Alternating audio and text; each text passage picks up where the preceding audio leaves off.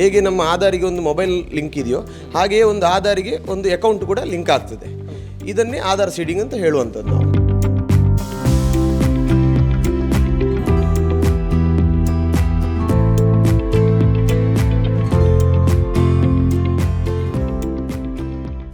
ನಮ್ಮಲ್ಲಿ ಹಲವರಿಗೆ ವಿವಿಧ ಬಗೆಯ ಪಿಂಚಣಿ ವ್ಯವಸ್ಥೆ ಇದೆ.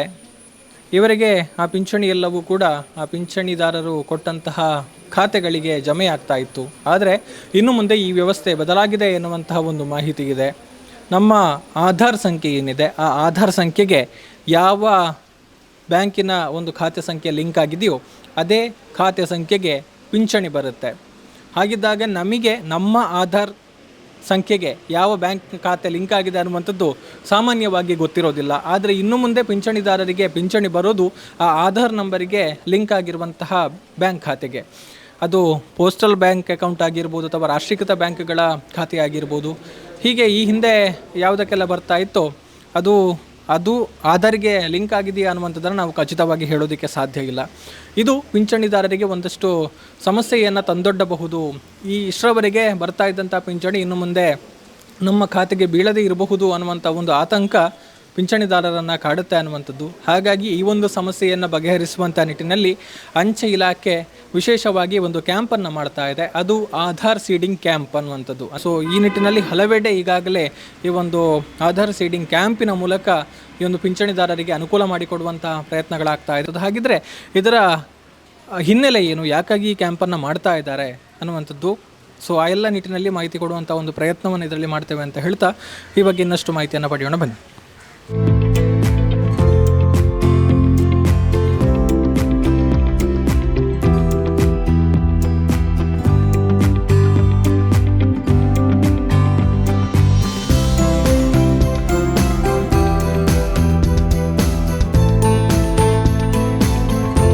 ಏನಿದು ಕ್ಯಾಂಪ್ ನಡೀತಾ ಇದೆ, ಯಾಕೆ ಇಷ್ಟೊಂದು ಜನ ಬಂದು ಅವರ ಆಧಾರನ್ನು ಸೀಡಿಂಗ್ ಮಾಡ್ತಾ ಇದ್ದಾರೆ? ಸೊ ಈಗ ಈ ಎಲ್ಲ ವಿಚಾರಗಳ ಬಗ್ಗೆ ನಮಗೆ ಮಾಹಿತಿಯನ್ನು ಕೊಡೋದಕ್ಕೆ ಪುತ್ತೂರು ಅಂಚೆ ವಿಭಾಗದ ಸಿಸ್ಟಮ್ ಅಡ್ಮಿನ್ ಆಗಿರುವಂತಹ ನೂತನ್ ಬಂಗೇರ್ ಅವರಿದ್ದಾರೆ. ಕೇಳೋಣ ಯಾಕಾಗಿ ಮಾಡ್ತಾ ಇದ್ದಾರೆ, ಏನಿದರ ಉದ್ದೇಶ, ಯಾವ ಕಾರಣಕ್ಕಾಗಿ ಅನ್ನುವಂಥದ್ದನ್ನು ತಿಳಿದುಕೊಳ್ಳೋಣ ಅಂತ ಹೇಳಿ. ಎಲ್ಲರಿಗೂ ನಮಸ್ತೆ. ರಾಜ್ಯ ಸರ್ಕಾರದ ಆದೇಶ ನಿರ್ದೇಶನದ ಮೇರೆಗೆ ಜುಲೈ ತಿಂಗಳಿನಿಂದ ಏನು ಪಿಂಚಣಿ ಮತ್ತು ಯಾವುದೇ ಸರ್ಕಾರದ ಸವಲತ್ತುಗಳಿದೆ, ಬೆನಿಫಿಟ್ಸ್ಗಳಿದೆ, ಅದೆಲ್ಲವೂ ಆಧಾರ್ ಬೇಸ್ಡ್ ಮೂಲಕ ಅವರ ಪಿಂಚಣಿ ಅಥವಾ ಬೇರೆ ಯಾವುದೇ ಸೋಷಿಯಲ್ ಸೆಕ್ಯೂರಿಟಿ ಯಾವುದೇ ಇರಲಿ ಬೆನಿಫಿಟ್ಸ್ಗಳು ಅದು ಅವರ ಅಕೌಂಟಿಗೆ ಆಧಾರ್ ಬೇಸ್ಡಾಗಿ ಕ್ರೆಡಿಟ್ ಆಗ್ತದೆ. ಸೊ ಈ ಜುಲೈ ತಿಂಗಳಿನಿಂದಲೇ ಅದು ಈ ಥರ ಪ್ರಾರಂಭ ಆಗಿರೋದ್ರಿಂದ ಸೊ ನಮಗೆ ಈಗ ತುಂಬ ಜನಗಳ ಖಾತೆಗಳಿಗೆ ಆಧಾರ್ ಸೀಡಿಂಗ್ ಆಗಿರೋದಿಲ್ಲ. ಹಾಗಾಗಿ ಆ ಒಂದು ಆಧಾರ್ ಸೀಡಿಂಗನ್ನು ನಾವು ಈ ನಮ್ಮ ಕ್ಯಾಂಪ್ನ ಮೂಲಕ ನಾವು ಯೋಜನೆ ಮಾಡ್ತಾ ಇದ್ದೇವೆ. ಈಗ ನಮ್ಮ ಅಂಚೆ ಕಚೇರಿನಲ್ಲಿ ಎಲ್ಲ ಆಲ್ರೆಡಿ ಪೆನ್ಷನನ್ನು ಪಡಿತಿರುವವರು ಅದು ಅಕೌಂಟ್ ಬೇಸ್ಡ್ ಆಗಿರೋದ್ರಿಂದ ಇನ್ನು ಮುಂದೆ ಅದು ಆಧಾರ್ ಬೇಸ್ಡ್ ಪೆನ್ಷನ್ ಅವರಿಗೆ ಕ್ರೆಡಿಟ್ ಆಗ್ತದೆ. ಸೊ ಹಾಗಾಗಿ ಅವರಿಗೆ ಈ ಸವಲತ್ತುಗಳು ಅವರಿಗೆ ಏನು ತೊಂದರೆ ಆಗದೇ ಇರಲಿ ಅಂತ ಹೇಳಿ ನಾವು ಈ ಆಧಾರ್ ಸೀಡಿಂಗನ್ನು ಮಾಡ್ತಾ ಇದ್ದೇವೆ. ಆದರೆ ಈ ಆಧಾರ್ ಸೀಡಿಂಗ್ ತುಂಬ ಅವಶ್ಯಕತೆ ಮತ್ತು ತುಂಬ ಕಡಿಮೆ ಸಮಯ ಇರೋದ್ರಿಂದ ನಾವು ಇದನ್ನು ತುಂಬ ಜನರನ್ನು ಕವರ್ ಮಾಡುವ ರೀತಿಯಲ್ಲಿ ನಮ್ಮ ಪುತ್ತೂರು ಪೋಸ್ಟಲ್ ಡಿವಿಷನ್ನ ಹಿರಿಯ ಅಂಚೆ ಅಧೀಕ್ಷಕರ ನಿರ್ದೇಶನದ ಮೇಲೆ ನಾವು ಅದನ್ನು ಒಂದು ಆಧಾರ್ ಕ್ಯಾಂಪನ್ನು ಮಾಡ್ತಾ ಇದ್ದೇವೆ ಎಲ್ಲ ಪೋಸ್ಟ್ ಆಫೀಸ್ಗಳಲ್ಲಿ, ಹಾಗೆ ಕೆಲವು ಜಿಲ್ಲಾ ಗ್ರಾಮ ಪಂಚಾಯತ್ಗಳಲ್ಲಿ, ಹಾಗೆ ಕೆಲವು ಸಂಘಟನೆಗಳ ಸಹಕಾರದೊಂದಿಗೆ ನಾವು ಆಧಾರ್ ಕ್ಯಾಂಪನ್ನು ಮಾಡ್ತಾ ಇದ್ದೇವೆ. ಈಗಾಗಲೇ ತುಂಬ ಜನ ಇಲ್ಲಿ ಬಂದು ಈಗಾಗಲೇ ಮಾಡಿರುವ ಹಾಗೆ 20,000ಕ್ಕಿಂತ ಮೇಲೆ ನಾವು ಆಧಾರ್ ಸೀಡಿಂಗನ್ನು ನಾವು ಈ ಕ್ಯಾಂಪ್ನಲ್ಲಿ ನಾವು ಮಾಡಿದ್ದೇವೆ. ಇನ್ನೂ ತುಂಬ ಬಾಕಿ ಇದ್ದಾರೆ ಜನಗಳು, ಅವರಿಗೋಸ್ಕರ ಇನ್ನೂ ಬೇಗ ಇದು ಶೀಘ್ರವಾಗಿ ತಲುಪಲಿ ಅಂತ ನಾವು ಅವ್ರನ್ನ ಎಲ್ಲ ಕಡೆ ನಾವು ಕ್ಯಾಂಪ್ಗಳನ್ನು ಮಾಡಿ ಇನ್ನೂ ಕ್ಯಾಂಪ್ಗಳು ನಡೆಯಲಿಕ್ಕಿದೆ. ಹಾಗೆ ವಿಶೇಷವಾಗಿ ಕೆಲವು ಸಂದರ್ಭಗಳಲ್ಲಿ ವಿಕಲಚೇತನರಾಗಿರ್ಬೋದು, ಹಾಗೆ ವೃದ್ಧರಾಗಿರ್ಬೋದು, ಹಾಸಿಗೆ ಹಿಡಿದಿರುವಂಥ ವೃದ್ಧರಾಗಿರ್ಬೋದು, ಅವರಿಗೆಲ್ಲ ನಾವು ಅವರ ಮನೆ ಬಾಗಿಲಿಗೆ ಹೋಗಿ ನಮ್ಮ ಪೋಸ್ಟ್ಮ್ಯಾನ್ನ ಮೂಲಕ ಅವರಿಗೆ ಮನೆ ಬಾಗಿಲಿಗೆ ಹೋಗಿ ನಮ್ಮಲ್ಲಿ ಡಿ-ಕ್ಯೂಬ್ ತಂತ್ರಜ್ಞಾನ ಇದೆ, ಆ ಡಿ-ಕ್ಯೂಬ್ ತಂತ್ರಜ್ಞಾನದ ಮೂಲಕ ನಾವು ಅವರ ಆಧಾರ್ ಸೀಡಿಂಗನ್ನು ನಾವು ಮಾಡ್ತಾ ಇದ್ದೇವೆ. ಹಾಗೆಯೇ ಯಾವುದೇ ಪೋಸ್ಟ್ ಆಫೀಸ್ನಲ್ಲಿ ಅವರಿಗೆ ಈಗಾಗಲೇ ಪೆನ್ಷನ್ ಬರ್ತಾ ಇದ್ದು ಅವರು ಈ ಜುಲೈನ ನಂತರ ಅವರು ಆಧಾರ್ ಸೀಡಿಂಗನ್ನು ಮಾಡಬೇಕಾಗ್ತದೆ. ಹಾಗೆಯೇ ಕೆಲವರಿಗೆ ಈಗ ಬೇರೆ ಬ್ಯಾಂಕ್ಗಳಿಗೆ ಪೆನ್ಷನ್ ಬರ್ತಾ ಇದ್ದು ಈಗ ಅವರು ಪೋಸ್ಟ್ ಆಫೀಸ್ಗೆ ಬರಬೇಕು ಅಂತ ಇದ್ದರೆ ಅದನ್ನು ಕೂಡ ನಾವು ಆಧಾರ್ ಸೀಡಿಂಗನ್ನು ಡಿ-ಕ್ಯೂಬ್ ತಂತ್ರಜ್ಞಾನದ ಮೂಲಕ ನಾವು ಅದನ್ನು ನಮ್ಮ ಪೋಸ್ಟ್ ಆಫೀಸಿಗೆ ಬರುವ ಹಾಗೆ ಮಾಡ್ಬೋದು. ಯಾಕಂತೇಳಿ ನಮ್ಮ ಪೋಸ್ಟ್ ಆಫೀಸು ನಮ್ಮ ಪ್ರತಿಯೊಂದು ಗ್ರಾಮದಲ್ಲಿಯೂ ಪ್ರತಿಯೊಂದು ಜಿಲ್ಲೆಯಲ್ಲಿಯೂ ಪ್ರತಿಯೊಂದು ಕಡೆ ನಮ್ಮ ಪೋಸ್ಟ್ ಆಫೀಸು ನೆಟ್ವರ್ಕ್ ಹಬ್ಬಿಕೊಂಡಿದೆ. ಹಾಗೆ ಪ್ರತಿಯೊಂದು ಮನೆಯನ್ನು ಕೂಡ ಪ್ರತಿಯೊಬ್ಬ ಪೋಸ್ಟ್ ಮ್ಯಾನ್ ಕೂಡ ಅದನ್ನು ಕವರ್ ಮಾಡ್ತಾನೆ. ಹಾಗಾಗಿರೋದ್ರಿಂದಾಗಿ ಈ ನಮ್ಮ ಗ್ರಾಮದಲ್ಲಿರುವ ಎಲ್ಲ ಒಂದು ಪಿಂಚಣಿ ಯಾರಿದ್ದಾರೆ ಅವರಿಗೆಲ್ಲರಿಗೂ ನಮ್ಮ ಈ ಸವಲತ್ತನ್ನು ನಾವು ಕೊಡಬೇಕು ಅಂತ ಇಚ್ಛಿಸಿ ನಾವು ಈ ಕ್ಯಾಂಪನ್ನು ನಾವು ಮಾಡ್ತಾಯಿದ್ದೇವೆ. ಈಗಾಗಲೇ ತುಂಬ ಒಳ್ಳೆಯ ಸ್ಪಂದನೆ ನಮಗೆ ಸಿಕ್ಕಿದೆ. ಇನ್ನೂ ಕೂಡ ಬಾಕಿ ಇದೆ, ಅವರನ್ನು ಕೂಡ ನಾವು ಇನ್ನು ಕವರ್ ಮಾಡೋದ್ರಲ್ಲಿದ್ದೇವೆ. ಅಂದರೆ ಜನರಿಗೆ ಒಂದು ಗೊಂದಲ ಇರುತ್ತೆ. ಆಲ್ರೆಡಿ ಕೆಲವೊಂದು ಪಿಂಚಣಿ ಬರ್ತಾ ಇರುತ್ತೆ, ಅದು ಅವರ ಬ್ಯಾಂಕ್ ಖಾತೆಗೆ ಬಂದು ಬೀಳ್ತಾ ಇರುತ್ತೆ. ಇನ್ನು ಮುಂದೆ ಅದು ಬರೋದಿಲ್ವಾ? ಇನ್ನು ಮುಂದೆ ಹೇಗೆ ಬದಲಾವಣೆ ಆಗುತ್ತೆ ನಿಮಗೆ ಇರುವಂಥ ಮಾಹಿತಿ ಪ್ರಕಾರ? ನೋಡಿ, ಈಗಿರುವ ವಿಷಯದ ಪ್ರಕಾರ, ಪಿಂಚಣಿಯ ಪ್ರಕಾರ ಏನು ಅಂತ ಹೇಳಿದರೆ, ನಾವು ಟ್ರೆಜರಿ ಆಫೀಸಿಗೆ ಅಥವಾ ಎಲ್ಲಿಗೆ ನಿಮಗೆ ಅದು ಫಲ ಸಿಗುತ್ತಾ, ಇದು ಪಿಂಚಣಿ ಅಥವಾ ಯಾವುದೇ ಬೇರೆ ಸರ್ಕಾರದ ಯೋಜನೆ, ನಾವು ಆ ಡಿಪಾರ್ಟ್ಮೆಂಟಿಗೆ ಇಲಾಖೆಗೆ ನಾವು ಅಕೌಂಟ್ ನಂಬರನ್ನು ಕೊಟ್ಟು ಈ ಅಕೌಂಟ್ ನಂಬರಿಗೆ ಕ್ರೆಡಿಟ್ ಮಾಡಿ ಅಂತ ಹೇಳ್ತಾ ಇದ್ವಿ. ಅದು ಏನು ಅಂತ ಹೇಳಿದರೆ ಅಕೌಂಟ್ ಬೇಸ್ಡ್, ಅಂದರೆ ಅವರು ಯಾವ ಅಕೌಂಟಿಗೆ ನೀವು ಕೊಟ್ಟಿದ್ದೀರಾ ಆ ಅಕೌಂಟಿಗೆ ಅದನ್ನು ಕ್ರೆಡಿಟ್ ಮಾಡ್ತಾರೆ. ಆದರೆ ಜುಲೈ ತಿಂಗಳಿನಿಂದ ಈ ರೀತಿ ಆಗೋದಿಲ್ಲ. ಒಂದು ಆಧಾರಿಗೆ ಒಂದು ಬ್ಯಾಂಕ್ ಅಕೌಂಟ್ ಲಿಂಕ್ ಆಗಿರ್ತದೆ, ಅದೇ ಹೇಳುವಂಥ ಆಧಾರ್ ಸೀಡಿಂಗ್.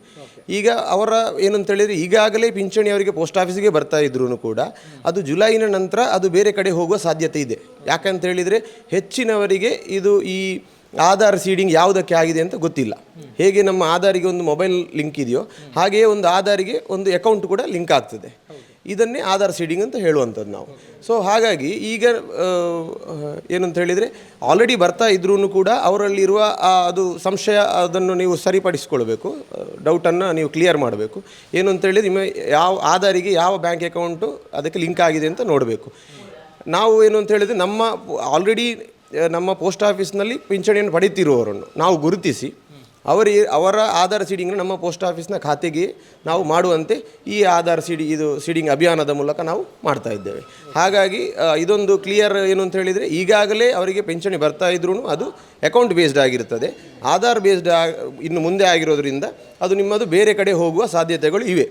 ಹಾಗಾಗಿ ದಯವಿಟ್ಟು ಎಲ್ಲರೂ ಈ ಪೋಸ್ಟ್ ಆಫೀಸ್ನಲ್ಲಿ ಆಲ್ರೆಡಿ ಪಿಂಚಣಿ ಪಡೆಯುತ್ತಿರುವವರು, ಹಾಗೆಯೇ ಪೋಸ್ಟ್ ಆಫೀಸ್ನಲ್ಲಿ ಇನ್ನೂ ಪಡೆಯಲು ಬಯಸುವವರು ಈ ಪೋಸ್ಟ್ ಆಫೀಸಿಗೆ ಬಂದು ಅವರ SB ಖಾತೆಗೆ ಆಧಾರ್ ಸೀಡಿಂಗನ್ನು ಮಾಡಿ ನಮಗೆ ಪೋಸ್ಟ್ ಆಫೀಸ್ನಲ್ಲಿ ಅವರ ಪೆನ್ಷನಿಯನ್ನು ಪಡೆಯಬಹುದು. ಈಗ ಪಿಂಚಣಿಯನ್ನು ಪಡಿತಾ ಇರುವವರು ಅಥವಾ ಈಗ ಅಕೌಂಟ್ ಬೇಸ್ಡ್ ಆಗಿ ಪಿಂಚಣಿಯನ್ನು ಪಡಿತಾ ಇರುವವರು ಕ್ಲಾರಿಫೈ ಮಾಡಿಕೊಳ್ಬೋದಾ, ನಮ್ಮ ಆಧಾರ್ ಯಾವ ಖಾತೆಯೊಂದಿಗೆ ಲಿಂಕ್ ಆಗಿದೆ ಅನ್ನುವಂಥದ್ದನ್ನು ಅವರು ಚೆಕ್ ಮಾಡೋದಕ್ಕೆ ಸಾಧ್ಯ ಇದೆಯಾ ಅವರ ಹಂತದಲ್ಲಿ, ಅಥವಾ ಈಗ ಬ್ಯಾಂಕ್ ಅಥವಾ ನಿಮ್ಮ ಪೋಸ್ಟ್ ಆಫೀಸಿಗೆ ಬರಬೇಕಾಗತ್ತಾ, ಹೇಗೆ ಅಂತ? ಖಂಡಿತವಾಗಿಯೂ ಚೆಕ್ ಮಾಡ್ಬೋದು. ಈಗ ಆಧಾರ್ನವರ ಲಿಂಕ್ನಲ್ಲಿ UID ಅಥಾರಿಟಿ ಆಫ್ ಇಂಡಿಯಾ, ಅದರಲ್ಲಿ ನೀವು ನಮ್ಮ ಅಥವಾ ಇದು ಪಿಂಚಣಿದಾರರಿಗಿಂತ ಮಾತ್ರ ಅಲ್ಲ, ಆದರೆ ನಾವೀಗ ಪಿಂಚಣಿದಾರರಿಗೆ ತುಂಬ ಕಾನ್ಸಂಟ್ರೇಟ್ ಮಾಡ್ತಾ ಇದ್ದೇವೆ. ಹಾಗಾಗಿ ಎಲ್ಲರಿಗೂ ಕೂಡ, ಯಾರಿಗೂ ಕೂಡ, ಯಾವುದೇ ಇಂಡಿವಿಜುವಲ್ ಕೂಡ ತನ್ನ ಆಧಾರಿಗೆ ಯಾವ ಬ್ಯಾಂಕ್ ಲಿಂಕ್ ಆಗಿದೆ, NPCI national pension corporation of India, ಇದಕ್ಕೆ ಲಿಂಕ್ ಆಗಿರುತ್ತದೆ. ಇದನ್ನು ನೀವು UIDಯ ಲಿಂಕ್ನಲ್ಲಿ ನಿಮ್ಮ ಆಧಾರ್ ನಂಬರ್ ಮತ್ತು ಅಲ್ಲಿರುವ ಕ್ಯಾಪ್ಚಾವನ್ನು ಎಂಟ್ರ್ ಮಾಡಿ, ಅದಕ್ಕೆ ನಿಮ್ಮ ಆಧಾರಿಗೆ ಲಿಂಕ್ ಆಗಿರೋ ಮೊಬೈಲಿಗೆ OTP ಹೋಗ್ತದೆ. ಆ OTPಯನ್ನು ಹಾಕಿ ನೀವು ಯಾವ ಬ್ಯಾಂಕಿಗೆ ಅದು ಲಿಂಕ್ ಆಗಿದೆ ಅಂತ ನೀವಾಗಿ ನಿಮ್ಮ ಮೊಬೈಲ್ನಲ್ಲಿ ಅಥವಾ ಸೈಬರ್ನಲ್ಲಿ ಅಥವಾ ಕಂಪ್ಯೂಟರ್ ಇಂಟರ್ನೆಟ್ ಮೂಲಕ ನೀವು ಅದನ್ನು ಚೆಕ್ ತಿಳ್ಕೊಳ್ಬೋದು. ಹಾಗೆ ಆನಂತರ ತಿಳ್ಕೊಂಡು ಒಂದು ವೇಳೆ ಅವರದ್ದು ಬೇರೆ ಯಾವುದೋ ಒಂದು ಬೇರೆ ಇದಕ್ಕೆ ಆಗಿದೆ ಅಂತ ಹೇಳಿದರೆ ಅದನ್ನು ಅವರು ಯಾವ ಇದಕ್ಕೆ ಬೇಕು, ಪೋಸ್ಟ್ ಆಫೀಸಿಗೆ ಆದರೆ ಪೋಸ್ಟ್ ಆಫೀಸಿಗೆ ಅಥವಾ ಅವರು ಇಚ್ಛಿಸುವಂಥ ಬ್ಯಾಂಕ್ಗಳಿಗೆ ಅದನ್ನು ಅವರು ಮ್ಯಾಪಿಂಗ್ ಮಾಡ್ಬೋದು. ನಮ್ಮಲ್ಲಿ ಈಗ ಡಿ-ಕ್ಯೂಬ್ ತಂತ್ರಜ್ಞಾನದ ಮೂಲಕ ನಾವು ಅದನ್ನು ನಮ್ಮ ಅಂಚೆ SB ಖಾತೆಗೆ ನಾವು ಅದನ್ನು ಸೀಡಿಂಗನ್ನು ಮಾಡ್ತಾ ಇದ್ದೇವೆ. ಈಗ ಬ್ಯಾಂಕ್ ಖಾತೆಗಳಿದೆ, ಬ್ಯಾಂಕ್ ಖಾತೆಗಳನ್ನು ಕೂಡ ಲಿಂಕ್ ಮಾಡಿಕೊಳ್ಬಹುದು, ಜೊತೆಗೆ ನಿಮ್ಮ ಪೋಸ್ಟಲ್ ಅಕೌಂಟನ್ನು ಕೂಡ ಲಿಂಕ್ ಮಾಡಿಕೊಳ್ಬಹುದು. ನಿಮ್ಮ ಅಕೌಂಟನ್ನು ಲಿಂಕ್ ಮಾಡೋದ್ರಿಂದ ಏನು ಲಾಭ ಸಿಗುತ್ತೆ ಅಂತ? ನೋಡಿ, ನೀವು ಈಗ ಹೇಳಿದ್ರಿ ಬ್ಯಾಂಕ್ನಲ್ಲಿ ಇರುವವರು, ಬ್ಯಾಂಕ್ನಲ್ಲಿ ಆಲ್ರೆಡಿ ಈಗ ಪೆನ್ಷನ್ ಬರ್ತಾ ಇದ್ದರೆ, ಫಸ್ಟ್ ಆಫ್ ಆಲ್ ಏನು ಅಂತ ಹೇಳಿದರೆ, ಹೆಚ್ಚಿನವರಿಗೆ ಯಾವ ಬ್ಯಾಂಕಿಗೆ ಲಿಂಕ್ ಆಗಿದೆ ಅಥವಾ ಯಾವ ಖಾತೆಗೆ ಲಿಂಕ್ ಆಗಿದೆ ಅಂತ ಅವರಿಗೆ ಗೊತ್ತಿಲ್ಲ. ಇನ್ ಕೇಸ್ ಅವರಿಗೆ ಪೋಸ್ಟ್ ಆಫೀಸ್ನಲ್ಲೇ ಪೆನ್ಷನ್ ಬರ್ತಾ ಇದ್ದು ಅದು ಬ್ಯಾಂಕಿಗೆ ಹೋಗಿದರೆ ಅವರು ಪೋಸ್ಟ್ ಆಫೀಸ್ಗೆ ಇದನ್ನು ಆಧಾರ್ ಸೀಡಿಂಗ್ ಮೂಲಕ ಅವರು ಇದನ್ನು ಇಲ್ಲಿಗೆ ಮಾಡ್ಕೊಳ್ಬೋದು. ಸೊ ಪೋಸ್ಟ್ ಆಫೀಸ್ನಲ್ಲಿ ಏನು ಬೆನಿಫಿಟ್ ಅಂತ ಹೇಳಿದರೆ, ನಮ್ಮದು ಪ್ರತಿಯೊಂದು ಗ್ರಾಮದಲ್ಲಿಯೂ ಕೂಡ ಒಂದು ಅಂಚೆ ಕಚೇರಿ ಇದೆ. ಅಲ್ಲಿ ಅಂಚೆ BPM ಇರ್ತಾರೆ, ಅಂಚೆ ಪಾಲಕರು ಇರ್ತಾರೆ, ಹಾಗೆ ಪೋಸ್ಟ್ಮ್ಯಾನ್ ಇರ್ತಾರೆ. ಆ ಪೋಸ್ಟ್ಮ್ಯಾನ್ಗಳಿಗೆ ಈಗ ಡಿಕ್ಯೂಬ್ ತಂತ್ರಜ್ಞಾನದ ಮೂಲಕ ಅವರಿಗೆ ಪ್ರತಿಯೊಂದು ಮನೆಗೂ ಹೋಗಿ ಅವರಿಗೆ ಅವರ ಮನೆ ಬಾಗಿಲಿಗೆ ಆಧಾರ್ ಸೀಡಿಂಗ್ ಮಾಡ್ಬೋದು, ಹಾಗೆ ವಿಡ್ರಾವಲನ್ನು ಕೂಡ ಮಾಡ್ಬೋದು, ಅಂದರೆ ಹಣ ಕೂಡ ಪಾವತಿ ಮಾಡ್ಬೋದು. ಅವರಿಗೆ ಏನು ಬಯೋಮೆಟ್ರಿಕನ್ನು ಕೊಡುವ ಮೂಲಕ, ಆಧಾರ್ ಬಯೋಮೆಟ್ರಿಕನ್ನು ಕೊಡುವ ತಂಬನ್ನು ಕೊಡುವ ಮೂಲಕ ಅವರು ಹಣವನ್ನು ವಿಡ್ರಾವಲ್ ಕೂಡ ಮಾಡ್ಬೋದು. ಯಾವಾಗೆಲ್ಲ ಪೋಸ್ಟ್ಮ್ಯಾನ್ ಪೆನ್ಷನ್ ಬಂದಾಗ ಹೋಗ್ತಾರೋ ಅವರು ಅಲ್ಲಿಯ ಪೋಸ್ಟ್ಮ್ಯಾನ್ನ ಮೂಲಕವೇ ಮನೆಯಲ್ಲೇ ಕೂತು ಅವರು ಈ ಹಣವನ್ನು ಅವರು ಪಡೀಬೋದು. ಇದೊಂದಿದೆ. ಆಮೇಲೆ ನಮ್ಮಲ್ಲಿ 4% ಅದಕ್ಕೆ ಇಂಟ್ರೆಸ್ಟ್ ಇದೆ. ಹಾಗೆ ಹೆಚ್ಚಿನ ನಮ್ಮಲ್ಲಿ ಯಾವುದೇ ಇದು ಚಾರ್ಜಸ್ಗಳು ಅದರಲ್ಲಿ ಇರುವುದಿಲ್ಲ. ATMನ ವ್ಯವಸ್ಥೆಗಳು ಕೂಡ ಇದೆ. ಎಲ್ಲ ಕಡೆ ನಮ್ಮ ಪೋಸ್ಟ್ ಆಫೀಸ್ ಹಬ್ಬಿಕೊಂಡಿದೆ. ಸೇವೆ ಮಾಡೋದೇ ನಮ್ಮ ಧ್ಯೇಯ. ಹಾಗೆ ಈಗ ಬ್ಯಾಂಕಿಗಳಿಗೆ ಹೇಗೆ ನಾವು ಕಂಪೇರ್ ಮಾಡ್ತೇವೆ, ಹಾಗೆಯೇ ನಮ್ಮ ಪೋಸ್ಟ್ ಆಫೀಸ್ನಲ್ಲಿ ಎಲ್ಲ ಇಂಟರ್ನೆಟ್ ಬ್ಯಾಂಕಿಂಗ್ಗಳು, ನೆಟ್ ಬ್ಯಾಂಕಿಂಗ್ಗಳು, ATMನ ವ್ಯವಸ್ಥೆ, ಯಾವುದೇ ATMನಲ್ಲಿ ಕೂಡ ನಮ್ಮ ಹಣವನ್ನು ವಿಡ್ರಾವಲ್ ಮಾಡ್ಬೋದು, ಹಾಗೆಯೇ ನೆಫ್ಟ್ ಮಾಡ್ಬೋದು, ಟ್ರಾನ್ಸ್ಫರನ್ನು ಮಾಡ್ಬೋದು, ಹಾಗೆಯೇ ಆನ್ಲೈನ್ ಟ್ರಾನ್ಸಾಕ್ಷನ್ಗಳು ಮಾಡ್ಬೋದು. ಎಲ್ಲ ರೀತಿಯ ಫೆಸಿಲಿಟಿಗಳು ನಮ್ಮಲ್ಲಿದೆ. ನೀವು ಆನ್ಲೈನ್ ಟ್ರಾನ್ಸಾಕ್ಷನ್, ಆನ್ಲೈನ್ ಬ್ಯಾಂಕಿಂಗ್ ಕೂಡ ಮಾಡ್ಬೋದು. ಹಾಗಾಗಿ ಎಲ್ಲ ರೀತಿಯ ಬ್ಯಾಂಕಿಗೆ ಕಂಪೇರ್ ಮಾಡಿದರೆ ಎಲ್ಲ ರೀತಿಯ ಬ್ಯಾಂಕ್ ಮತ್ತು ಪೋಸ್ಟ್ ಆಫೀಸ್ನಲ್ಲಿ ಯಾವುದೇ ಅಂತರ ಇಲ್ಲ. ಲೋನ್ ಒಂದನ್ನು ಬಿಟ್ಟು ನಮ್ಮದು ಎಲ್ಲ ಫೆಸಿಲಿಟಿಗಳು ಬ್ಯಾಂಕ್ನ ರೀತಿಯಲ್ಲಿ ನಾವು ಕಾರ್ಯನಿರ್ವಹಿಸ್ತದೆ. ಹಾಗಾಗಿ ಚಾರ್ಜಸ್ಗಳು ಕಡಿಮೆ ಇದೆ. ಪಾಸ್ಬುಕ್ ಕೊಡ್ತೇವೆ, ಎಲೆಕ್ಟ್ರಾನಿಕ್ ಪಾಸ್ಬುಕ್ ಇದೆ. ಹಾಗಾಗಿ ಈ ರೀತಿಯಲ್ಲಿ ನಮ್ಮ ಪೋಸ್ಟ್ ಆಫೀಸಿಗೆ ಬಂದವರಿಗೆ ಮತ್ತು ಎಲ್ಲ ಈ ಹಿರಿಯ ನಾಗರಿಕರು ಪೆನ್ಷನ್ ಎಲ್ಲ ಪಡೀತಾ ಇದ್ದಾರೆ, ಅವರಿಗೆಲ್ಲ ದೂರ ಎಲ್ಲ ಹೋಗಲಿಕ್ಕೆ ಆಗೋದಿಲ್ಲ. ಬ್ಯಾಂಕ್ಗಳಿಗೆ ಎಲ್ಲ ದೂರ ಇರ್ತದೆ.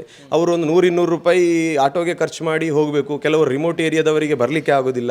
ಆಮೇಲೆ ಈ ರೀತಿ ಇರುವಾಗ ನಮ್ಮ ಅಂಚೆ ಹೆಣ್ಣನೇ ಮನೆ ಬಾಗಿಲಿಗೆ ಹೋಗಿ ಅವರಿಗೆ ಈ ಥರ ಮಾಡೋದ್ರಿಂದ ಅವರಿಗೆ ತುಂಬ ತುಂಬ ಒಳ್ಳೆಯದಾಗ್ತದೆ ಅಂತ ನಮ್ಮ ಪೋಸ್ಟ್ ಆಫೀಸ್ನ ಇದನ್ನು ನಾವು ಹೇಳ್ತಾ ಇದ್ದೇವೆ. ಈಗ ಪೋಸ್ಟ್ ಮ್ಯಾನ್ ಮನೆಗೆ ಬಂದು ಮನೆಗಿಂದಲೇ ನಾವು ನಮ್ಮ ದುಡ್ಡನ್ನು ಪಡ್ಕೊಳ್ಬೋದು, ಯಾರು ಪಿಂಚಣಿಯನ್ನು ಪಡಿತಾ ಇದ್ದಾರೆ ಅನ್ನೋದು ವಿಚಾರಗಳು. ಇದಕ್ಕೇನಾದರೂ ಶುಲ್ಕ ಇದೆಯಾ? ಅಂದರೆ ಸರ್ವಿಸ್ ಚಾರ್ಜ್ ಅಥವಾ ಪ್ರೊಸೆಸಿಂಗ್ ಫೀಸ್ ಆ ಥರ ಏನಾದರೂ ನೀವು ಶುಲ್ಕವನ್ನು ವಸೂಲಿ ಮಾಡ್ತಾ, ಅಥವಾ ಪೋಸ್ಟ್ ಮ್ಯಾನಿಗೆ ಮನೆಗೆ ಬಂದದಕ್ಕೆ ಏನಾದರೂ ದುಡ್ಡನ್ನು ಕೊಡಬೇಕಾಗುತ್ತಾ ಪಿಂಚಣಿ ಪಡೆಯುವವರು ಅಂತ? ಖಂಡಿತ ಇಲ್ಲ. ಇಲ್ಲಿಯವರೆಗೆ ಈ ಡಿಕ್ಯೂಬ್ ತಂತ್ರಜ್ಞಾನದಲ್ಲಿ ಹಣವನ್ನು ಪಡೆಯುವುದಕ್ಕೆ, ಪಾವತಿ ಮಾಡುವುದಕ್ಕೆ ಯಾವುದೇ ಚಾರ್ಜಸ್ಗಳು ಇರುವುದಿಲ್ಲ. ಅದು ಅಂಚೆಗೆ ಹೋಗಿ, ಪೋಸ್ಟ್ ಆಫೀಸ್ಗೆ ಹೋಗಿ ವಿಡ್ರಾವಲ್ ಮಾಡೋದಾಗಲಿ ಅಥವಾ ಪೋಸ್ಟ್ಮ್ಯಾನ್ ತಂದು ಕೊಡುವುದಾಗಲಿ ಯಾವುದೇ ಹೆಚ್ಚಿನ ಚಾರ್ಜಸ್ಗಳು ಇದರಲ್ಲಿ ಸದ್ಯದಕ್ಕೆ ಯಾವುದೂ ಇಲ್ಲ. ಈಗ ಡೆಡ್ಲೈನ್ ಅಂತ ಏನಾದರೂ ಇದೆಯಾ? ಇದಕ್ಕಿಂತ ಮುಂಚೆ ಆಧಾರ್ ಸೀಡಿಂಗ್ ಆಗಿರಬೇಕು, ಹೀಗೆ ನಿಮಗೆ ಏನಾದರೂ ಡೆಡ್ಲೈನ್ ಏನಾದರೂ ಇದೆಯಾ?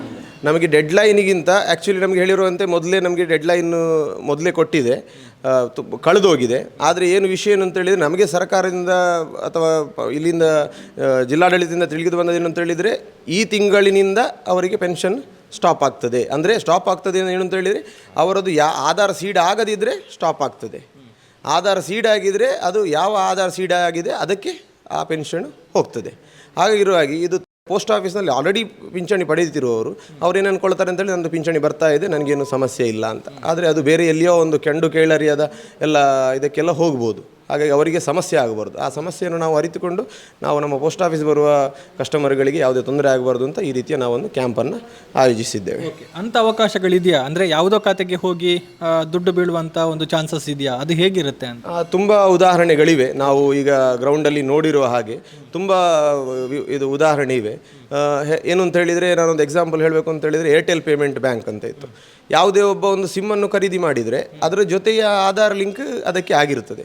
ಈಗ ನಮಗೆ ಪುತ್ತೂರು ಜಿಲ್ಲಾಡಳಿತದಿಂದ ಸಿಕ್ಕಿರುವಂಥ ಲಿಸ್ಟ್ನಲ್ಲಿ ಅದರಲ್ಲಿ ಒಂದು 20-30ಗಿಂತ ಹೆಚ್ಚು ಏರ್ಟೆಲ್ ಪೇಮೆಂಟ್ ಬ್ಯಾಂಕಿಗೆ ಮ್ಯಾಪ್ ಆಗಿರುವಂಥದ್ದು.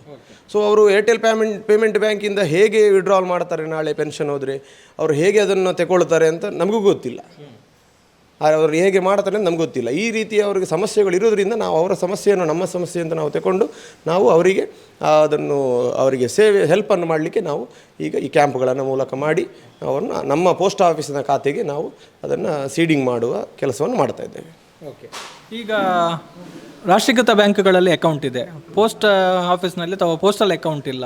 ಅಂಥವರು ಈಗ ಹೊಸದಾಗಿ ಅಕೌಂಟ್ ಮಾಡಿಕೊಂಡು ಅದನ್ನು ಸೀಡಿಂಗ್ ಮಾಡಿಸ್ಕೊಳ್ಬೋದಾ, ಹೇಗೆ ಅಂತ? ಆಲ್ರೆಡಿ ಬ್ಯಾಂಕ್ನಲ್ಲಿ ಪೆನ್ಷನ್ ತಗೊಳ್ತಾ ಇದ್ದು ಪೋಸ್ಟ್ ಆಫೀಸ್ ಇಲ್ಲ ಅಂತ ಹೇಳಿದರೆ, ಅವರು ತಕ್ಷಣ ಅವರ ಆಧಾರ್ ಕಾರ್ಡ್, ಪಾನ್ ಕಾರ್ಡ್ ಮತ್ತು 2 ಫೋಟೋ ಮತ್ತು ಮಿನಿಮಮ್ ಚಾರ್ಜ್ ನಮ್ಮದು ಎಲ್ಲ ಬ್ಯಾಂಕ್ನಲ್ಲಿ ಇರುವ ಹಾಗೆ 500 ರೂಪಾಯಿ ಇದನ್ನು ಮಾಡಿ ಅಕೌಂಟ್ ಓಪನ್ ಮಾಡ್ಬೋದು. ಹೊಸತ್ತು ಅಕೌಂಟ್ ಓಪನ್ ಮಾಡುವಾಗಲೇ ಅದಕ್ಕೆ ಮ್ಯಾಪಿಂಗ್ ಆಗ್ತದೆ. ಅಕೌಂಟ್ ಓಪನ್ ಮಾಡುವಾಗಲೇ ಆ ಆಧಾರ್ ಸೀಡಿಂಗ್ ಅದಕ್ಕೆ ಆಗುವಂಥದ್ದು.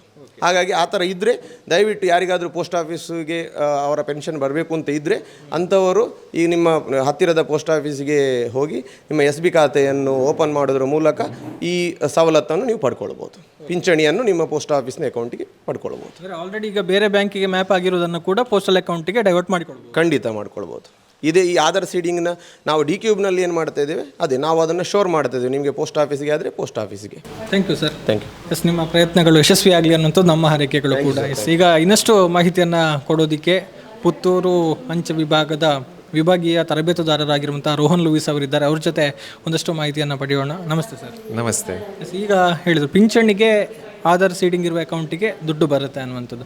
ಇದು ಪಿಂಚಣಿಗೆ ಮಾತ್ರವ ಅಥವಾ ಇನ್ನಿತರ ಸೌಲಭ್ಯಗಳಿರುತ್ತೆ, ಇನ್ನಿತರವಾಗಿ ನೇರವಾಗಿ ಫಲಾನುಭವಿಗಳ ಖಾತೆಗೆ ಹಣ ವರ್ಗಾವಣೆ ಆಗುತ್ತೆ, ಅದಕ್ಕೂ ಇದು ಅಪ್ಲೈ ಆಗುತ್ತೆ ಹೇಗೆ ಅಂತ? ಖಂಡಿತ ಸರ್. ರಾಜ್ಯ ಸರ್ಕಾರದ ನಿರ್ದೇಶನದಂತೆ ಕೇವಲ ಪಿಂಚಣಿದಾರರಿಗೆ ಮಾತ್ರವಲ್ಲದೆ ಹೊಸ ಏನು ಯೋಜನೆಗಳಿದೆ, ಅನ್ನಭಾಗ್ಯ ಆಗಿರ್ಬೋದು ಅಥವಾ ಗೃಹಲಕ್ಷ್ಮಿ ಆಗಿರ್ಬೋದು ಅಥವಾ ಇನ್ನಿತರ ಯಾವುದು ಸರ್ಕಾರದ ಯೋಜನೆಗಳಿದೆ ಅಂಥ ಎಲ್ಲ ಯೋಜನೆಗಳಿಗೆ ಇನ್ನು NPCI ಆಧಾರಿತ ಅಂದರೆ ಆಧಾರ್ ಸೀಡಿಂಗ್ ಆದಂಥ ಅಕೌಂಟ್ಗಳಿಗೆ ನೇರವಾಗಿ DBT ಮುಖಾಂತರ ಹಣವನ್ನು ವರ್ಗಾವಣೆ ಮಾಡುವ ವ್ಯವಸ್ಥೆ ಬರ್ತಾ ಇದೆ. ಆದ್ದರಿಂದ ಪಿಂಚಣಿದಾರರು ಮಾತ್ರವಲ್ಲದೆ ಸರ್ಕಾರದಿಂದ ಇತರ ಯೋಜನೆಗಳ ಫಲಾನುಭವಿಗಳು ಯಾರಿದ್ದಾರೆ ಪಡೆಯೋರು ಕೂಡ ಆಧಾರ್ ಸೀಡಿಂಗನ್ನು ಅವರವರ ಖಾತೆಗಳಿಗೆ ಅವ್ರು ಮಾಡ್ಕೊಳ್ಬೇಕಾಗತ್ತೆ. ಅವರು ಅಂಚೆ ಗ್ರಾಹಕರಾಗಿದ್ದರೆ ಅವರ ಅಂಚೆ SB ಖಾತೆಗಳಿಗೆ ಅವರ ಆಧಾರ್ CD ಮಾಡ್ಕೊಳ್ಬೋದು. ಇಲ್ಲ ತಮಗೆ ಅವರಿಗೆ ಹಳ್ಳಿಗಳಲ್ಲಿ ಅವರ ಅಂಚೆ ಕಚೇರಿ ಹತ್ತಿರ ಇದೆ, ಅಂಚೆ ಮುಖಾಂತರ ನನಗೆ ಪಡ್ಕೊಳ್ಬೇಕಂತೇಳಿ ಬಯಸಿದಲ್ಲಿ ಅವರು ಕೂಡ ಅವರ ಬ್ಯಾಂಕ್ ಖಾತೆಗಳಿಂದ ಅಂಚೆ ಖಾತೆಗಳಿಗೆ ಸೀಡ್ ಮಾಡ್ಕೊಳ್ಳೋ ಮುಖಾಂತರ ನಮ್ಮ ಮುಖಾಂತರ ಅವರು ಹಣವನ್ನು ಪಡ್ಕೊಳ್ಬೋದು. ಹಾಗೆ ವಿದ್ಯಾರ್ಥಿಗಳಿಗೆ ಬರುವಂಥ ಸ್ಕಾಲರ್ಶಿಪ್ ಆಗಿರ್ಬೋದು ಅಥವಾ ಫಸಲ್ ಬಿಮಾ ಯೋಜನೆ ಆಗಿರ್ಬೋದು, ಬೆಳೆ ವಿಮೆ ಯೋಜನೆ ಆಗಿರ್ಬೋದು, ಕಿಸಾನ್ ಸಮ್ಮಾನ್ ಯೋಜನೆ ಆಗಿರ್ಬೋದು, ಹೀಗೆ ಮತ್ತು ಗ್ಯಾಸ್ ಸಬ್ಸಿಡಿ ಕೂಡ ಆಗಿರ್ಬೋದು. ಹೀಗೆ ಇನ್ನೇನು ಸರ್ಕಾರದ ಯೋಜನೆಗಳಿದೆ ಅದೆಲ್ಲವೂ ಆಧಾರ್ ಸೀಡ್ ಆದಂಥ ಅಕೌಂಟ್ಗಳ ಮುಖಾಂತರ ಬರುವಂಥ ಲಕ್ಷಣಗಳಿದೆ. ಅದು ಇವಾಗಲೇ ಕಾರ್ಯರೂಪಕ್ಕೆ ಬರ್ತಾ ಇದೆ. ಸೊ ಈ ಒಂದು ವ್ಯವಸ್ಥೆಯನ್ನು ಅವರು ಯುಟಿಲೈಸ್ ಮಾಡ್ಕೊಳ್ಬೋದು. ಈಗ ಕೆಲವರ ಹತ್ರ ಈಗಾಗಲೇ ಅಂಚೆ ಇಲಾಖೆಯ ಒಂದು ಅಕೌಂಟ್ ಇರುತ್ತೆ, ಆದರೆ ಪೆನ್ಷನನ್ನು ಬ್ಯಾಂಕ್ ಅಕೌಂಟ್ಗೆ ಪಡೆದುಕೊಂಡಿರ್ತಾರೆ. ಈ ಸಂದರ್ಭದಲ್ಲಿ ಅದು ಆಟೋಮೆಟಿಕ್ ಆಗಿ ಏನಾದರೂ ನಿಮ್ಮ ಪೋಸ್ಟಲ್ ಅಕೌಂಟ್ ಸೀಡ್ ಆಗುತ್ತಾ ಅಥವಾ ಅದು ಮತ್ತೆ ಅವರು ಪೋಸ್ಟ್ ಆಫೀಸಿಗೆ ಬಂದೇ ಮಾಡಿಸ್ಕೊಳ್ಬೇಕಾಗತ್ತಾ ಅಂತ? ಅವರು ಅಕೌಂಟ್ ಬೇಸ್ಡ್ ಪೆನ್ಷನ್ ಪಡಿತಾ ಇದ್ದರೆ ಅದು ಅವರ ಬ್ಯಾಂಕ್ ಅಕೌಂಟಿಗೆ ಹೋಗುತ್ತೆ. ಬೈ ಚಾನ್ಸ್ ಆಧಾರ್ ಸೀಡ್ ಆದದ್ದು ಐದರ್ ಅಂಚೆ ಕಚೇರಿ ಅಥವಾ ಬೇರೆ ಬ್ಯಾಂಕಲ್ಲಿದ್ದೆ ನೇರವಾಗಿ ಅದು ಆಧಾರ್ ಸೀಡ್ ಆದ ಅಕೌಂಟ್ಗಳಿಗೆ ಹೋಗುತ್ತೆ. ಅವರು ಬಯಸಿದಲ್ಲಿ ನಾವು ಖಂಡಿತವಾಗಿ ಅಂಚೆ ಇಲಾಖೆಯ ಪಾಸ್ ಪುಸ್ತಕಗಳಿಗೆ ಆಧಾರ್ ಸೀಡ್ ಮಾಡಿ ಕೊಡ್ಬೋದು. ಅವರಿಗೆ ಅಂಚೆ ಮುಖಾಂತರ ನಾವು ಪಡೀಲಿಕ್ಕೆ ಪ್ರಯತ್ನವನ್ನು ಮಾಡ್ತೇವೆ. ಓಕೆ, ಈಗ ಕ್ಯಾಂಪ್ಗಳನ್ನು ಮಾಡ್ತಾ ಇದ್ದೀರಿ, ಇಲ್ಲಿ ಹೇಗೆ ಎಷ್ಟು ಟೈಮ್ ತಗೊಳ್ಳುತ್ತೆ ಈ ಆಧಾರ್ ಸೀಡಿಂಗ್ ಪ್ರೊಸೆಸ್ಸಿಗೆ? ಅಂದರೆ ಹಿಂದೆ ನಾವು ಆಧಾರ್ ನೋಂದಣಿ ಅಥವಾ ಆಧಾರ್ ಕಾರ್ಡ್ ಪಡೆಯೋದಕ್ಕೆ ಗಂಟೆಗಟ್ಟಲೆ ಕಾಯಬೇಕಾದಂಥ ಸಿಚುವೇಶನ್ಸ್ ಎಲ್ಲ ಇತ್ತು. ಸೊ ಜನರಿಗೆ ಮತ್ತೆ ಆತಂಕ ಇರುತ್ತೆ, ನಾವು ಮತ್ತೆ ಎಷ್ಟು ಹೊತ್ತು ಕಾಯಬೇಕಪ್ಪ ಅಂತ. ಎಷ್ಟು ಟೈಮ್ ತಗೊಳ್ಳುತ್ತೆ ಅಂತ? ಸರ್, ಖಂಡಿತವಾಗಿಯೂ DCube ಬಗ್ಗೆ ಹೇಳಿಕೆ ತುಂಬ ಖುಷಿ ಆಗ್ತಾ ಇದೆ. ಇದೊಂದು ಕೇವಲ 2 ನಿಮಿಷಗಳ ಒಂದು ಪ್ರೊಸೆಸ್. ಕಸ್ಟಮರ್ ಬಂದು ಇಲ್ಲಿ ಅವರ ಆಧಾರ್ ನಂಬರ್ ಮತ್ತು POSB ಅಂದರೆ ಪೋಸ್ಟಲ್ SB ಪುಸ್ತಕವಾದ ಮಾಹಿತಿಯನ್ನು ಕೊಟ್ಟು ಅವರ ಬಯೋಮೆಟ್ರಿಕ್ ಕೊಟ್ಟು ಕೇವಲ 1 ರಿಂದ 2 ನಿಮಿಷದ ಒಳಗಡೆ ಆಧಾರ್ ಸೀಡಿಂಗ್ ಮಾಡ್ಬೋದು. ಇಲ್ಲಿ ಒಂದು ವಿಚಾರ ಏನಂತ ಹೇಳಿದರೆ, ಅವರ ಯಾವುದೇ ಅಕೌಂಟಿಗೆ ಆಧಾರ್ ಸೀಡ್ ಆಗಿಲ್ಲದಿದ್ದರೆ 2 ನಿಮಿಷದಲ್ಲೇ ಆಗುತ್ತೆ. ಇಲ್ಲ ಅವರು ಯಾವುದಾದ್ರು ಬ್ಯಾಂಕ್ ಅಕೌಂಟಲ್ಲಿ ಆಧಾರ್ ಸೀಡ್ ಆಗಿದೆ ಅಂತೇಳಿ ಅವರೇ ಮಾಹಿತಿ ಕೊಟ್ಟರೆ ಅದು ಕೂಡ ಬೇಗ ಆಗುತ್ತೆ. ಅವರಿಗೆ ಮಾಹಿತಿ ಇರುವುದಿಲ್ಲ, ಇಲ್ಲಿ ಮಾಹಿತಿಯ ಕೊರತೆ ಇದೆ. ಯಾವ ಬ್ಯಾಂಕ್ ಅಕೌಂಟ್ಗೆ ಸೀಡ್ ಆಗಿದೆ ಅಂತೇಳಿ ಮಾಹಿತಿ ಇಲ್ಲ. ಆವಾಗ ನಾವು ಅದನ್ನು ಸರ್ಚ್ ಮಾಡಬೇಕಾಗುತ್ತೆ ಅಥವಾ UID ಸರ್ವರ್ಗೆ ಹೋಗಿ ಆ ವೆಬ್ಸೈಟಿಗೆ ಹೋಗಿ ಚೆಕ್ ಮಾಡಬೇಕಾಗುತ್ತೆ. ಆವಾಗ 30 ಸೆಕೆಂಡ್ಗಳ ಟೈಮ್ ಇರ್ಬೋದು. ಸೊ 2 ರಿಂದ 3 ನಿಮಿಷದ ಒಳಗಡೆ ನೇರವಾಗಿ ಅಂಚೆ ಅಕೌಂಟ್ಗಳಿಗೆ ಆಧಾರ್ ಸೀಡ್ ಮಾಡುವಂಥ ವ್ಯವಸ್ಥೆ ಇದು DCube. ಇದೊಂದು ಭಾಳಷ್ಟು ವ್ಯವಸ್ಥಿತವಾಗಿ ಆಗ್ತಾ ಇದೆ. ಎಲ್ಲಿಯಾದರೂ ಆಧಾರಲ್ಲಿ ಅವರ ತಂಬುಗಳು ಕರೆಕ್ಟ್ ಅಪ್ಡೇಟ್ ಆಗಿಲ್ಲದಿದ್ದರೆ ಅದಕ್ಕೆ ಕೂಡ ನಮ್ಮಲ್ಲಿ ವ್ಯವಸ್ಥೆ ಇದೆ. ಅವರು ನೇರವಾಗಿ ಅಂಚೆ ಕಚೇರಿಗೆ ಹೋಗಿ ಅವರ ಪಾಸ್ ಪುಸ್ತಕದ ಜೊತೆಗೆ ಆಧಾರ್ನ ಜೆರಾಕ್ಸ್ ಕೊಟ್ಟು ಆಧಾರ್ ಸೀಡಿಂಗ್ ಅವರು ಖಂಡಿತವಾಗಿ ಮಾಡ್ಕೊಳ್ಬೋದು. ಅದು ಕೂಡ ಬೇಗನೆ ನಾವು ಮಾಡಿ ಕೊಡ್ತಾ ಇದ್ದೇವೆ. ಈಗ ಆಧಾರ್ ಸೀಡಿಂಗಿಗೆ ಜನರು ಬರುವಾಗ ಏನೆಲ್ಲ ಡಾಕ್ಯುಮೆಂಟನ್ನು ಕೈಯಲ್ಲಿ ಇಟ್ಕೊಂಡು ಬರಬೇಕಾಗುತ್ತೆ? ಗ್ರಾಹಕರು ಕ್ಯಾಂಪ್ಗಳಿಗೆ ಬರುವಾಗ ಅಥವಾ ಅಂಚೆ ಕಚೇರಿಗೆ ಆಧಾರ್ ಸೀಡಿಂಗ್ನ ಉದ್ದೇಶಕ್ಕೆ ಹೋಗುವಾಗ ಅಂಚೆ ಪಾಸ್ ಪುಸ್ತಕ ಮತ್ತು ಆಧಾರ್ ಕಾರ್ಡನ್ನು ತೆಗೆದುಕೊಂಡು ಬರಬೇಕು. ಹಾಗೆಯೇ ಎಲ್ಲಿಯಾದರೂ ಆಧಾರ್ನ OTP ಬರುವಂಥ ಮೊಬೈಲ್ ಅವರ ಕೈಯಲ್ಲಿದ್ದರೆ ಅದು ಕೂಡ ತಂದರೆ ಒಳ್ಳೆಯದು. ಯಾಕಂತ ಹೇಳಿದರೆ ಆ ಪ್ರೊಸೆಸ್ ನಮಗೆ ಬೇಗ ಆಗುತ್ತೆ. OTP ಬೇಸ್ಡ್ ಯಾವ ಬ್ಯಾಂಕಿಗೆ ಸೀಡ್ ಆಗಿದೆ ಅಂತೇಳಿ ನಾವು ಚೆಕ್ ಮಾಡಿ ಸೀಡ್ ಮಾಡಲಿಕ್ಕೆ ನಮಗೆ ಸುಲಭ ಆಗುತ್ತೆ. ಓಕೆ, ಈಗ ಪುತ್ತೂರು ನಿಮ್ಮ ವ್ಯಾಪ್ತಿಯಲ್ಲಿ ಎಲ್ಲೆಲ್ಲಿ ಈ ಥರ ಕ್ಯಾಂಪ್ಗಳನ್ನು ಮಾಡ್ತಾ ಇದ್ದೀರಿ? ಜನರು ಎಲ್ಲಿ ಹೋಗಿ ಈ ಸೌಲಭ್ಯ ಪಡ್ಕೊಳ್ಬೋದು? ನಾವು ಕಳೆದ ವಾರದಿಂದ ಈ ಆಧಾರ್ ಸೀಡಿಂಗ್ ಕ್ಯಾಂಪನ್ನು ವಿಶೇಷವಾಗಿ ಮುತ್ತೂರು ಜಿಲ್ಲೆ ಮಾಡ್ತಾ ಇದ್ದೇವೆ. ನಮ್ಮ ಪುತ್ತೂರು ವಿಭಾಗದ ಹಿರಿಯ ಅಂಚೆ ಅಧೀಕ್ಷಕರ ನಿರ್ದೇಶನದಂತೆ ಎಲ್ಲ ತಾಲೂಕುಗಳಲ್ಲಿ ನಾವು ಮಾಡ್ತಾ ಇದ್ದೇವೆ. ಆಗಿರ್ಬೋದು ಬೆಳ್ತಂಗಡಿ, ಬಂಟ್ವಾಳ, ಸುಳ್ಯ, ಕಾರ್ಕಳ, ಹೀಗೆ ಈ ರೀತಿ ಎಲ್ಲ ತಾಲೂಕುಗಳನ್ನು ನಾವು ಕವರ್ ಮಾಡಿದ್ದೇವೆ. ಇವತ್ತಿನವರೆಗೆ 100ಕ್ಕಿಂತ ಅಧಿಕ ಕ್ಯಾಂಪ್ಗಳಾಗಿದೆ. 20,000ಕ್ಕಿಂತ ಜಾಸ್ತಿ ಆಧಾರ್ ಸೀಡಿಂಗ್ ಆಗಿದೆ. ಜನಗಳಂತೆ ರೆಸ್ಪಾನ್ಸ್ ಅಂತೂ ಒಳ್ಳೆಯದಿದೆ. ಅಂದರೆ ಜನಗಳಿಗೆ ಮಾಹಿತಿಯ ಕೊರತೆ ಇತ್ತು. ಈಗ ನಾವು ನಮ್ಮ ಅಂಚೆಹಣ್ಣ ಮುಖಾಂತರ ಅಥವಾ ಇತರ ಮಾಧ್ಯಮದ ಮುಖಾಂತರ ನಾವು ಈ ವಿಷಯಗಳನ್ನು ತಿಳಿಸ್ತಾ ಇದ್ದೇವೆ. ಸೊ ಆಧಾರ್ ಕ್ಯಾಂಪಿಗೆ ಜನಗಳು ಬರ್ತಾ ಇದೆ. ನಾವೇನು ಈಗ ಆಧಾರ್ ಕ್ಯಾಂಪ್ಗಳಿಗೆ ಡೇಟ್ ನೀಡಿದ್ದೆವು, ಅದು ಇನ್ನೂ ಕೂಡ ವಿಸ್ತರಿಸುವಂಥ ಸಾಧ್ಯತೆ ಕೂಡ ಇದೆ. ಅಷ್ಟೇ ಅಲ್ಲದೆ ಅಂಚೆ ಕಚೇರಿಯಲ್ಲಿ D-Cube ವ್ಯವಸ್ಥೆ ಪ್ರತಿಯೊಂದು ಅಂಚೆ ಕಚೇರಿಯಲ್ಲಿದೆ. ಅಲ್ಲಿ ಹೋಗಿ ಕೂಡ ಜನಗಳು ಆಧಾರ್ ಸೀಡಿಂಗನ್ನು ಮಾಡ್ಕೊಳ್ಬೋದು. ಕ್ಯಾಂಪ್ನ ಉದ್ದೇಶ ಅಂದರೆ ಹಲವೆಡೆಗಳಲ್ಲಿ ಕ್ಯಾಂಪನ್ನು ಮಾಡ್ತಾ ಇದ್ದೀರಿ, ಅಂದರೆ ಪ್ರತಿ ಪೋಸ್ಟ್ ಆಫೀಸಲ್ಲೂ ಕೂಡ ಸೌಲಭ್ಯ ಇದೆ, ಆದರೂ ಕ್ಯಾಂಪಿನ ಅವಶ್ಯಕತೆ ಯಾಕೆ ಬೀಳ್ತಾ ಇದೆ? ಒಂದು ಮೇಯ್ನಾಗಿ ಈ ತಿಂಗಳಿಂದ ಅವರಿಗೆ ಆಧಾರ್ ಸೀಡ್ ಆದ ಅಕೌಂಟ್ಗಳಿಗೆ ಪಿಂಚಣಿ ಬರ್ತಾ ಇದೆ ಮತ್ತು ಪಿಂಚಣಿ ರದ್ದಾಗ್ತದೆ ಅಂತೇಳಿ ರಾಜ್ಯ ಸರ್ಕಾರ ನಿರ್ದೇಶನ ಇದೆ. ಆದ್ದರಿಂದ ಒಂದು ಸೋಷಲ್ ಅಂದರೆ ಒಂದು ಸಾಮಾಜಿಕ ಕಳಕಳಿಯಿಂದ ತುಂಬ ಜನರುಗಳಿಗೆ ನಾವು ಆದಷ್ಟು ಬೇಗ ಈ ಸೇವೆಯನ್ನು ಕೊಡಬೇಕು. ಕಮ್ಮಿ ಒಂದು ಸಮಯದಲ್ಲಿ ಎಷ್ಟು ನಮ್ಮ ಅಂಚೆ ಗ್ರಾಹಕರಿದ್ದಾರೆ ಅಥವಾ ಯಾರು ಪಿಂಚಣಿ ಪಡೆಯಲಿಕ್ಕೆ ಬಯಸ್ತಾ ಇದ್ದಾರೆ ಅವರಿಗೆ ಒಂದೇ ಕಾಲದಲ್ಲಿ ಅದನ್ನು ಆಗಬೇಕು ಅಂತೇಳಿ ಒಂದು ವಿಶೇಷ ಮುತುವರ್ಜಿಯಲ್ಲಿ ನಮ್ಮ ಎಲ್ಲ ಅಂಚೆ ನೌಕರರು ಅವರ ಏನು ಬಟವಾಡೆ ಡ್ಯೂಟಿ ಇದೆ ಅದರ ಜೊತೆಗೆ ಆಧಾರ್ ಕ್ಯಾಂಪ್ಗಳಲ್ಲಿ ಬೆಳಗಿಂದ ಸಂಜೆ ತನಕ ಕುಳಿತು ಒಂದು ವಿಶೇಷ ಮುತುವರ್ಜಿಯಲ್ಲಿ ಒಂದು ಜನಗಳಿಗೆ ಹೆಲ್ಪ್ ಆಗಬೇಕು. ನಮ್ಮ ಧ್ಯೇಯ ಅದೇ, ಸೇವೆಯೇ ನಮ್ಮ ಧ್ಯೇಯ, ನಮ್ಮ ಡಿಪಾರ್ಟ್ಮೆಂಟ್ ಇದು. ಆ ಒಂದು ಉದ್ದೇಶದಿಂದ ಇಲಾಖೆಯ ಒಂದು ಮುತುವರ್ಜಿಯಿಂದ ಈ ಕ್ಯಾಂಪ್ಗಳನ್ನು ಮಾಡ್ತಾ ಇದ್ದೇವೆ. ಸೊ ಅದರ ಜೊತೆಗೆ ನಮಗೆ ಪಂಚಾಯತ್ಗಳು ಮತ್ತು ಕೆಲವು ಸಂಘ ಸಂಸ್ಥೆಗಳು ಕೂಡ ಸಾಥ್ ನೀಡ್ತಾ ಇದ್ದಾವೆ. ಸೊ ಇದೊಂದು ಯಶಸ್ವಿಯಾಗಿ ಮುನ್ನಡೀತಾ ಇದೆ. ಈ ಒಂದು ವಿಶೇಷ ಸಂದರ್ಭದಲ್ಲಿ ಈ ಒಂದು ಮಳೆಯ ಕಾಲ ಆಗಿದ್ರೂ ಕೂಡ ಅಹರ್ನಿಶ ಸೇವಾಮಾಯ ಅಂತೇಳಿ ನಮ್ಮ ಡಿಪಾರ್ಟ್ಮೆಂಟ್ನ ಏನು ಧ್ಯೇಯವಾಕ್ಯ ಇದೆ ಅದರಂತೆ ಸಾಮಾಜಿಕ ಕಳಕಳಿಯಲ್ಲಿ ಅಂಚೆ ಗ್ರಾಹಕರಿಗೆ ಹೆಲ್ಪ್ ಮಾಡುವ ಒಂದು ದೃಷ್ಟಿಯಿಂದ ನಮ್ಮ ಅಂಚೆಯ ಹಿರಿಯ ಅಂಚೆ ಅಧೀಕ್ಷಕರ ಒಂದು ನಿರ್ದೇಶನದಂತೆ ನಮ್ಮ ಎಲ್ಲ ಅಂಚೆ ನೌಕರರು, ವಿಶೇಷವಾಗಿ ಶಾಖಾ ಅಂಚೆ ಕಚೇರಿಯವರು, ಹಾಗೆ ಉಪ ಅಂಚೆ ಕಚೇರಿಯ, ಹಾಗೆ ಪ್ರಧಾನ ಅಂಚೆ ಕಚೇರಿಯ ಪೋಸ್ಟ್ಮ್ಯಾನ್ಗಳು, BPMಗಳು, ABPMಗಳಿಗೆಲ್ಲ ಸೇರಿ ಕ್ಯಾಂಪ್ಗಳಲ್ಲಿ ಜನರಿಗೆ ಒಂದು ಹೆಲ್ಪ್ ಆಗಬೇಕು, ಜನಗಳು ಈ ಪಿಂಚಣಿಯನ್ನು ಪಡೆಯುವಲ್ಲಿ ವಂಚಿತರಾಗಬಾರ್ದು, ರದ್ದು ಆಗಬಾರ್ದು ಅಂತೇಳಿ ಉದ್ದೇಶದಿಂದ ವಿಶೇಷ ಮುತುವರ್ಜಿ ವಹಿಸಿ ಈ ಒಂದು ಸೇವೆಯನ್ನು ನೀಡ್ತಾ ಇದ್ದಾರೆ. ಈ ಒಂದು ಸಂದರ್ಭದಲ್ಲಿ ಪುತ್ತೂರು ಅಂಚೆ ವಿಭಾಗದ ಎಲ್ಲ ಅಂಚೆ ನೌಕರರಿಗೆ ಧನ್ಯವಾದ ಹೇಳಲಿಕ್ಕೆ ಬಯಸ್ತಿದ್ದೇವೆ ತಮ್ಮ ಮುಖಾಂತರ. ಹಾಗೆಯೇ ಮಾಧ್ಯಮ ಮಿತ್ರದವರು ಕೂಡ ನಮಗೆ ಈ ಒಂದು ಅಭಿಯಾನಕ್ಕೆ ಸಾಥ್ ನೀಡ್ತಾ ಇದ್ದಾರೆ. ಸೊ ನಿಮ್ಮೆಲ್ಲರ ಸಹಕಾರದಿಂದ, ನಮ್ಮೆಲ್ಲರ ಅಂಚೆ ನೌಕರರ ಒಂದು ಅವರೊಂದು ಸಹಭಾಗಿತ್ವದಿಂದ ಈ ಒಂದು D-Cube ಅಭಿಯಾನ ಯಶಸ್ವಿಗೊಳ್ತಾ ಇದೆ. ಇನ್ನೂ ಕೂಡ ಎಲ್ಲ ಅಂಚೆ ಗ್ರಾಹಕರು ಇದರ ಸದುಪಯೋಗ ಪಡ್ಕೊಳ್ಬೇಕು. ಎಲ್ಲರೂ ಆಧಾರ್ ಸೀಡಿಂಗ್ ಮಾಡುವ ಮುಖಾಂತರ ಪಿಂಚಣಿ ಹಾಗೂ ಸರ್ಕಾರದ ಇತರ ಯೋಜನೆಗಳ ಫಲವನ್ನು ನಿಮ್ಮ ಅಂಚೆ ಖಾತೆಗಳಿಗೆ ಪಡ್ಕೊಳ್ಬೇಕಂತೇಳಿ ತಮ್ಮ ಮೂಲಕ ನಾವು ಕೇಳಿಕೊಳ್ತಾ ಇದ್ದೇವೆ. Thank you. ಜನರಿಗೆ ಹೆಲ್ಪ್ ಆಗಲಿ, ಜನರಿಗೆ ಅನುಕೂಲ ಆಗಲಿ ಅಂತ ನೀವು ಮಾಡ್ತಾ ಇರುವಂಥ ಪ್ರಯತ್ನ ಇದು ಯಶಸ್ಸು ಕಾಣಲಿ. ಆದಷ್ಟು ಬೇಗ ನಿಮ್ಮ ಕೆಲಸ ಕಾರ್ಯಗಳೆಲ್ಲವೂ ಬೇಗ ಮುಗಿಲಿ ಅನ್ನುವಂಥದ್ದು ನಮ್ಮ ಹಾರೈಕೆ ಕೂಡ. ಥ್ಯಾಂಕ್ ಯು ಮಾಹಿತಿಯನ್ನು ಕೊಟ್ಟದ್ದಕ್ಕಾಗಿ. ನಾನು ನವೀನ್ ಚಂದರ್ ಅಂತೇಳಿ ಪುತ್ತೂರು ಅಂಚೆ ವಿಭಾಗದ ಹಿರಿಯ ಅಂಚೆ ಅಧೀಕ್ಷಕನಾಗಿ ಕೆಲಸ ಮಾಡ್ತಿದ್ದೇನೆ. ಈ ಒಂದು ಸರಕಾರವು ತನ್ನ ಎಲ್ಲ DBTಗಳನ್ನು ಈ ಫಲಾನುಭವಿಗಳ ಖಾತೆಗೆ ಹಾಕಬೇಕು ಅಂತ ಒಂದು ಆರ್ಡ್ರನ್ನು ಮಾಡಿದಾಗ ನಮ್ಮ ಅಂಚೆ ಇಲಾಖೆಯಲ್ಲೇ, ನಮ್ಮ ಪೋಸ್ಟ್ ಆಫೀಸ್ಗಳಲ್ಲೇ ಅಕೌಂಟ್ ಮೂಲಕ ತುಂಬ ಮಂದಿಗೆ ಈ ಅವರ ವೃದ್ಧಾಪ್ಯ ವೇತನ ಆಗಿರಲಿ, ವಿಧವಾ ವೇತನ ಆಗಿರಲಿ, ಅಥವಾ ಯಾವುದೆಲ್ಲ DBTಗಳೆಲ್ಲ ಅಂಚೆ ಕಚೇರಿಯ ಈ ಒಂದು ಅಕೌಂಟ್ಗಳಿಗೆ ಬರ್ತಾಯಿತ್ತು. ಆವಾಗ ಅದು ಅಕೌಂಟ್ ಬೇಸ್ ಆಗಿತ್ತು. ಈಗ ಆಧಾರ್ ಬೇಸ್ ಮೇಲೆ ಆ ಹಣ ಬರೋದರಿಂದ ನಮ್ಮ ಗ್ರಾಹಕರಿಗೆ ತೊಂದರೆ ಆಗಬಾರ್ದು ಎಂಬ ಉದ್ದೇಶದಿಂದ ನಾವು ಆಧಾರ್ ಸೀಡಿಂಗಿಗೆ ಒಂದು ಎಲ್ಲ ಖಾತಾದಾರರಿಗೂ ಆಧಾರ್ ಸೀಡಿಂಗ್ ಮಾಡಬೇಕು ಅಂತೇಳಿ ನಿರ್ಧಾರ ಮಾಡಿದೆವು. ಆ ಸಂದರ್ಭದಲ್ಲಿ ಇದನ್ನು ಯಾವ ರೀತಿ ಮಾಡೋದು ಅಂತ ಹೇಳೋದು ನಮಗೆ ಅಂದರೆ ಸಮಯದ ಮಿತಿ ಕಡಿಮೆ ಇದೆ. ಈ ತಿಂಗಳ ಎಂಡೊಳಗೆ ಆಗಬೇಕು. ನಮ್ಮ ಸ್ಟಾಫನ್ನು ಎಲ್ಲವನ್ನು ಕರೆದು ನಾನು ಡಿಸ್ಕಸ್ ಮಾಡಿ ಈ ರೀತಿ ಮೇಳಗಳನ್ನು ಮಾಡುವ ಅಂಥೇಳಿ ಒಂದು ಮೇಳವನ್ನು ಮಾಡಿದ್ದೇವೆ. ಅದು ನಿಜವಾಗಿಯೂ ಅಭೂತಪೂರ್ವವಾಗಿ ಯಶಸ್ವಿಯಾಗಿದೆ ಅಂತ ಹೇಳಲಿಕ್ಕೆ ಇಷ್ಟಪಡ್ತಿದ್ದೇನೆ. ಇನ್ನು 18ರಂದು ಬಜತೂರು ಗ್ರಾಮ ಪಂಚಾಯತ್, ಅಂಡಿಜೆ ಗ್ರಾಮ ಪಂಚಾಯತ್ಗಳಲ್ಲಿ 2 ಗ್ರಾಮ ಪಂಚಾಯತ್ ಏರಿಯಾಕ್ಕೆ ಬಜತೂರು ಮತ್ತು ಒಲವು ಗ್ರಾಮವನ್ನು ಸೇರಿಸಿಕೊಂಡು, ಹಾಗೂ ಅಂಡಿಜೆ ಗ್ರಾಮ ಪಂಚಾಯತಲ್ಲಿ ಅಂಡಿಜೆ, ಮೂಡುಕೋಡಿ, ಕೊಕ್ರಾಡಿ, ಸಾವ್ಯ ಇರಬೇಕದು, ಆ ವಿಲೇಜನ್ನು ಸೇರಿಸಿಕೊಂಡು ಅಲ್ಲಿ ನಾವು ಈ ಕ್ಯಾಂಪನ್ನು ಮಾಡ್ತಾಯಿದ್ದೇವೆ. ತದನಂತರ ಅದು ಕೂಡ ಅಂಡಿಜೆ ಜಿಲ್ಲಾ ಅದು ಗ್ರಾಮ ಪಂಚಾಯತಿಗೆ ಬರ್ತದೆ. ಸುಳ್ಯ ಹೆಡ್ ಆಫೀಸಲ್ಲಿ ನಮ್ಮದು ಸುಳ್ಯ MDG ಇದೆ, ಅಲ್ಲಿ 19ರಂದು, ಹಾಗೂ ಕಾರ್ಕಳ ತಾಲೂಕಿನ ಮುನಿಯಾಲಿನಲ್ಲಿ ಕೂಡ 19ರಂದು ಈ ಕ್ಯಾಂಪನ್ನು ಮಾಡ್ತಾಯಿದ್ದೇವೆ. ಕೊನೆಯದಾಗಿ 27ರಂದು ಕುಕ್ಕುಂದರಲ್ಲಿ ಈ ಈ ಕ್ಯಾಂಪನ್ನು ಮಾಡ್ತಾ ಇದ್ದೇವೆ. 20ರ ನಂತರ ನಮಗೆ ಮತ್ತು 10 ದಿವಸ ಟೈಮ್ ಇದೆ. ಯಾವುದಾದರೆ ಗ್ರಾಮ ಪಂಚಾಯಿತಿಯಿಂದ ಅಥವಾ ವಿಲೇಜಸ್ಸಿಂದ ಅಥವಾ ಯಾವುದಾದ್ರೂ ಯುವಕ ಮಂಡಲ, ರೋಟರಿ ಕ್ಲಬ್ಬು, ಲಯನ್ಸ್ ಕ್ಲಬ್ ಇಂಥವರಿಂದ ಡಿಮಾಂಡ್ ಬಂದರೆ ನಾವು ಅದನ್ನು ಕೂಡ ಕನ್ಸಿಡರ್ ಮಾಡಲಿಕ್ಕೆ ಪ್ರಯತ್ನ ಮಾಡ್ತೇವೆ.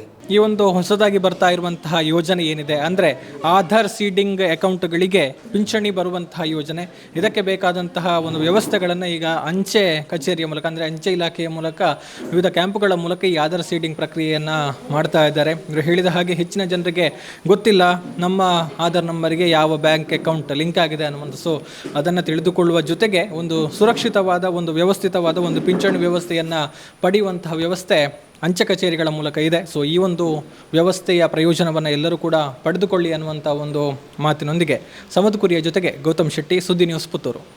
ನಿಮ್ಮ ಕನಸಿನ ಗೃಹ ಇನ್ನಷ್ಟು ಅಲಂಕಾರವಾಗಿಸಲು ನೂತನ ಡಿಸೈನ್ಗಳುಳ್ಳ ಫರ್ನಿಚರ್ಗಳು ಈಗ ಫ್ಯಾಕ್ಟರಿ ಬೆಲೆಯಲ್ಲಿ. ಡಿಜೆ ಫರ್ನಿಚರ್ ಫ್ಯಾಕ್ಟರಿ ಔಟ್ಲೆಟ್ ಈಗ ಪುತ್ತೂರಿನಲ್ಲಿ ಪ್ರವರ್ತನೆ ಆರಂಭಗೊಂಡಿದೆ.